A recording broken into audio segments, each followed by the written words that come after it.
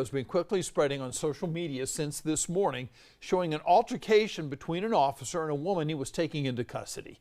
Thanks for joining us here on WBTV News 6. I'm John Carter. And I'm Siobhan Bryan. WBTV's Forrest Tucker joining us now live in downtown Shelby. So Forrest, can you tell us more about what happened and what those demonstrators are demanding?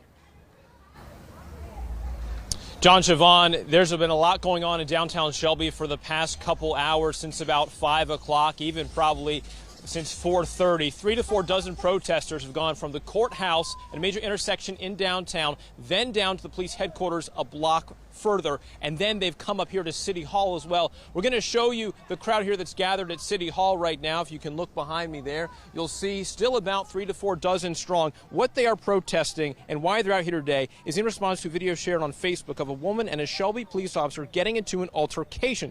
Protesters believe that the altercation is a case of police brutality. They are calling for the officer to be fired, charged, and arrested because of this. WBTV is trying to obtain that video that we've mentioned is on Facebook. We have not got that yet, but we're working hard to do so. We also reached out to Shelby Police Department about this widely shared video, and we've not gotten a reply as of this time.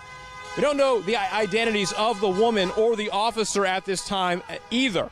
And we don't know what led up to the altercation. Several details very unclear right now. We're working very hard to get those for you all. One thing of note, you just heard it, dozens and dozens of cars passing by these protesters at every point where they were stopping along their route. They have been honking their horns in support. This community is certainly looking for some answers tonight. Now live in Shelby, Forrest Tucker, WBTV on your side. All right, Forrest, thank you so much. Now with 6 shocking allegations